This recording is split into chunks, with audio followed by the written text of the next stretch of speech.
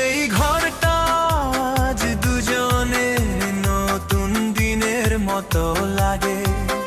সকালে রোদ জানালায় এসে নাম ধরে দুজনাকে ডাকে।